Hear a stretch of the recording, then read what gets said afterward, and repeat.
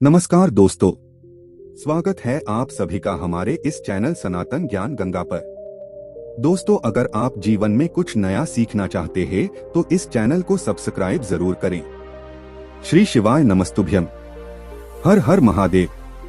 दोस्तों, आप सभी जानते हैं कि पितृपक्ष की विशेष तिथियां चल रही हैं और पूज्य गुरुजी ने अपनी शिव महापुराण की कथा में आए दिन कोई न कोई विशेष उपाय जरूर बताते रहते हैं। अभी कल की शिव महापुराण की कथा में पूज्य गुरुजी ने कुछ बेहद खास उपाय बताए हैं। ये उपाय करने से आपके शरीर में अगर किसी भी प्रकार की बीमारी है तो वो समाप्त होगी। अगर आप अपने जीवन में धन धान्य प्राप्त नहीं कर पा रहे हैं, माता लक्ष्मी की कृपा से आप वंचित हैं, आपके जीवन में दुर्भाग्य चल रहा है, आए दिन कोई न कोई समस्या बनी रहती है, लगातार असफलताएं हासिल लग रही हैं, तो पूज्य गुरु जी द्वारा बताए गए ये विशेष उपाय आपको इन सभी समस्याओं से बाहर निकालेगा। अगर आपके जीवन में सुख समृद्धि तथा वैभव की प्राप्ति करवाते हैं तो चलिए जानते हैं इन विशेष उपायों के बारे में। लेकिन उससे पहले अगर आप भोलेनाथ जी को सच्चे दिल से मानते हो तो इस वीडियो को लाइक करें और चैनल को सब्सक्राइब करके कमेंट में हर हर महादेव जरूर लिखें। देखिए, पूज्य गुरु जी कहते हैं कि अगर हमारे पितर हमसे असंतुष्ट हैं यानी हमसे प्रसन्न नहीं है तो फिर आप चाहे जितने उपाय कर ले, चाहे जितनी पूजा कर ले, चाहे जितने प्रयास कर लें, आपके घर में कभी भी सुख समृद्धि और वैभव की प्राप्ति नहीं होगी। लगातार कोई न कोई बीमार आपके घर में पड़ेगा और घर में लगातार लड़ाई झगड़ा होते रहेंगे, शांति का माहौल नहीं रहेगा। यह बात पूज्य गुरुजी ने अपनी कल शिव महापुराण की कथा ने बताई है। उन्होंने कहा कि इन सभी समस्याओं से अगर आपको बाहर निकलना है तो पूरे साल में ये जो 15-16 दिन पितृपक्ष के आपको मिलते हैं तो इन दिनों में आपको कुछ खास उपाय जरूर करने चाहिए। देखिए, इस वीडियो में हम लोग पूज्य गुरुजी द्वारा बताए गए 3 बहुत ही खास उपायों के बारे में बात करेंगे। इनमें से जो भी उपाय आपकी समस्या के लिए हो वो आप कर सकते हैं। चलिए बात करते हैं गुरुजी द्वारा बताए गए पहले खास उपाय के बारे में। ये उपाय उन लोगों को करना है जिन्हें अपने जीवन में धन धान्य की प्राप्ति करनी है, बहुत सारे प्रयास करते हैं, बहुत मेहनत करते हैं, अपने व्यापार को अच्छे से चलाने के लिए बहुत मेहनत करते हैं कि उनकी नौकरी कहीं लग जाए या उन्हें अपनी नौकरी में तरक्की मिल जाए, लेकिन उन्हें किसी भी प्रकार से धन प्राप्त नहीं हो पा रहा है। तो पूज्य गुरुजी ने कहा कि धन की समस्या को दूर करने के लिए आपको ये उपाय करना चाहिए। इस उपाय के लिए आपको एक बेलपत्र ले लेनी है। देखिए, सिर्फ एक बेलपत्र आपको लेनी है। अगर आपके पास बेलपत्र नहीं है तो आप शिवलिंग के ऊपर चढ़े ही बेलपत्र को उठाकर जल से शुद्ध करके फिर उसका इस्तेमाल भी कर सकते हैं।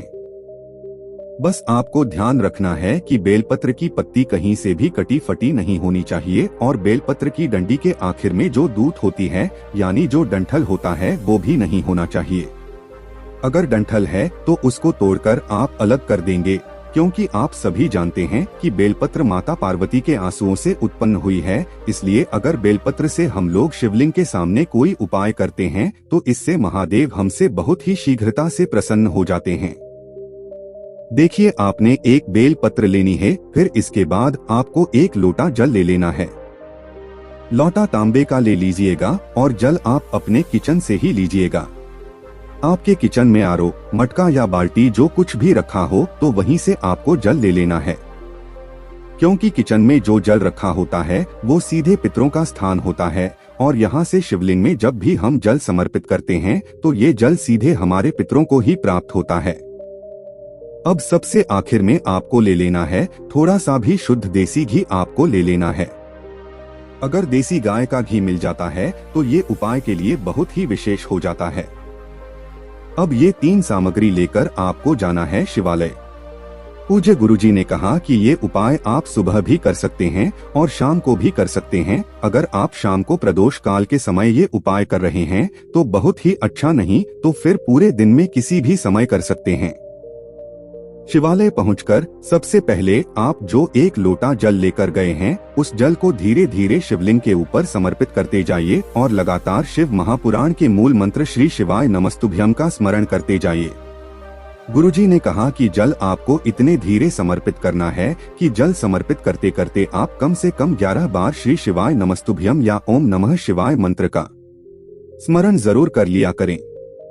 फिर इसके बाद आप जो एक बेल पत्र लेकर गए हैं उस बेल पत्र को अपने हाथ में रखिए और अपने दाहिने हाथ की अनामिका उंगली में थोड़ा सा घी लगाइए और इस घी को आप बेलपत्र की तीनों पत्तियों में लगा देंगे। लेकिन ध्यान रखेंगे कि बेलपत्र की तीनों पत्तियों में चिकनी शायद ही आपको ये घी लगाना है और लगाते समय आपको ओम नमः शिवाय का स्मरण करना है। लेकिन आपको बहुत ही विशेष प्रकार से ओम नमः शिवाय का स्मरण करना है। जब आप सबसे ऊपर वाली पत्ती में घी थोड़ा सा लगाएंगे तब आपको ओम बोलना है। फिर आप नीचे की जमीन पत्ती में घी लगाएंगे तो आपको नमः बोलना है। फिर आप जो तीसरी पत्ती में घी लगाएंगे तो आपको शिवाय बोलना है।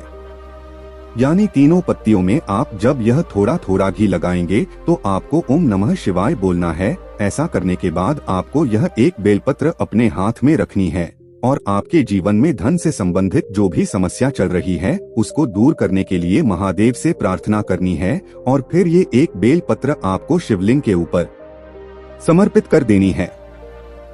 फिर इसके बाद आप अपनी अनामिका उंगली में थोड़ा सा घी लगाइए और माता अशोक सुंदरी वाले स्थान में थोड़ा सा घी लगा दीजिए।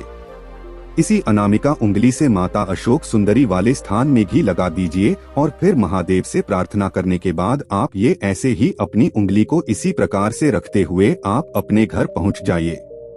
आप अनामिका उंगली में जो लगा है उसको लगा रहने दीजिए और ऐसे ही आप अपने घर पहुंच जाइए। घर पहुंचने के बाद आपको जो मुख्य द्वार होता है यानी जो मेन गेट होता है उसके ऊपर की जो दीवार होती है उस दीवार में आपको इसी उंगली से एक बिंदी रख देनी है।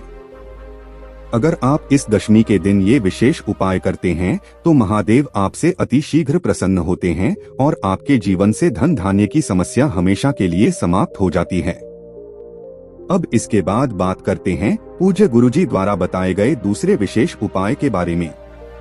देखिए ये उपाय भी बहुत ही विशेष है और ये उपाय उन लोगों को करना है जिनके जीवन में लगातार असफलता बनी हुई है। उन्हें कोई भी कार्य करने में मन नहीं लगता है, न ही वे मेहनत करना चाहते हैं, न ही वे कुछ भी करना चाहते हैं। उनके जीवन में आलस लगातार बना हुआ है। अगर कुछ लोग ऐसे हैं जो मेहनत करते हैं लेकिन उन्हें मेहनत के हिसाब से फल की प्राप्ति नहीं हो पा रही है तो पूज्य गुरुजी ने कहा कि ऐसे लोगों को यह विशेष उपाय करना चाहिए।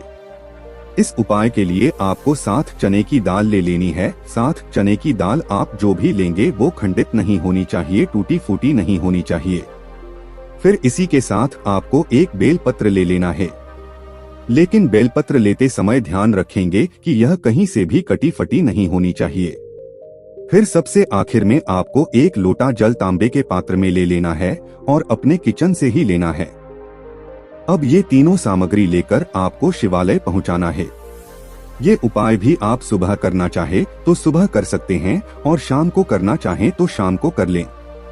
देखिए शिवालय पहुंचने के बाद आप जो एक लोटा जल लेकर गए हैं उस जल को धीरे धीरे शिवलिंग के ऊपर समर्पित करते जाइए और लगातार शिव महापुराण के मूल मंत्र श्री शिवाय नमस्तुभ्यम का स्मरण करते जाइए। इसके बाद आप जो 7 चने की दाल लेकर आए हैं उन चने की दाल को शिवलिंग के ऊपर एक साथ समर्पित करना है।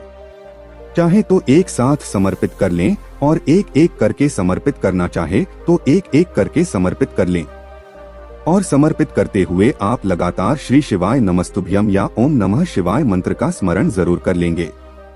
इसके बाद जो बेलपत्र आप लेकर गए हैं उस बेलपत्र को अपने हाथ में रखिए और आपके जिस भी कार्य में आपको असफलता मिल रही है तो उसको दूर करने के लिए महादेव से प्रार्थना कर लीजिए। फिर यह एक बेलपत्र आप इन्हें 7 चने की दाल के ऊपर समर्पित कर दीजिए यानी शिवलिंग के ऊपर समर्पित कर दीजिए। पूज्य गुरुजी ने कहा कि अगर आप इस पितृपक्ष में पड़ने वाले गुरुवार के दिन ये उपाय करते हैं तो आपकी असफलता सफलता में जरूर बदलेगी। अब इसके बाद बात करते हैं पूज्य गुरुजी द्वारा बताए गए तीसरे खास उपाय के बारे में जो आपको अपने रोग मुक्ति के लिए करना है। देखिए इस उपाय के लिए आपको 1 लोटा जल ले लेना है और साथ ही साथ आधा चम्मच शहद ले लेना है। यह दोनों सामग्री लेकर आपको पहुंच जाना है शिवालय। पूज्य गुरुजी ने कहा कि ये उपाय भी अगर आप सुबह करना चाहे तो सुबह कर लीजिए और शाम को करना चाहे तो शाम को कर लीजिए। शिवालय पहुंचने के बाद सबसे पहले आप जो शहद लेकर आए हैं और शहद को शिवलिंग में अच्छी तरह से लगा दीजिए। देखे शिवलिंग में जिस प्रकार से लेपन किया जाता है उसी प्रकार से आप शहद का लेपन कर दीजिए। चारों तरफ शिवलिंग में अच्छी तरह से लेपन कर दीजिए। फिर उसके बाद आप जो 1 लोटा जल लेकर गए हैं उस जल को धीरे धीरे शिवलिंग के ऊपर समर्पित करते जाना है और लगातार श्री शिवाय नमस्तुभ्यम या फिर ओम नमः शिवाय मंत्र का स्मरण करते जाना है। इसके बाद जलाधारी से जो जल नीचे गिर रहा है उस जल को किसी पात्र में आप थोड़ा सा ले लीजिए और फिर ये जल लेने के बाद आपको महादेव से इस जल को औषधि स्वरूप प्राप्त कर लेना है। आप महादेव से बोल दीजिए कि ये मेरे महादेव इस जल को औषधि स्वरूप बना दीजिए, क्योंकि आपने जो जल चढ़ाया है वह शहद से होता हुआ जलाधारी के नीचे आया है और यह जल आपका औषधि स्वरूप बन गया है। अब यह जल लेकर आप अपने घर पहुंच जाइए। अब जो भी घर का व्यक्ति बीमार है, अगर आप बीमार है तो आप इस जल को आचमन कर दीजिए और घर का अगर कोई सदस्य बीमार तो उसको यह जल थोड़ा सा आचमन करा दीजिए, यानी थोड़ा सा पिला दीजिए और महादेव से प्रार्थना कर लीजिए कि है मेरे महादेव इस सदस्य को या फिर मुझे जो बीमारी हो गई है, जो रोग हो गया है, उसमें आराम देने की कृपा करें। आप ऐसी महादेव से प्रार्थना करते हुए इस जल का आचमन कर दीजिए। गुरुजी ने कहा कि अगर ये उपाय हम कुछ दिन लगातार कर लेते हैं तो आपकी बीमारी धीरे धीरे करके खत्म हो जाएगी। दोस्तों, आज के लिए बस इतना ही। मिलते हैं एक और ज्ञानवर्धक वीडियो के साथ। धन्यवाद।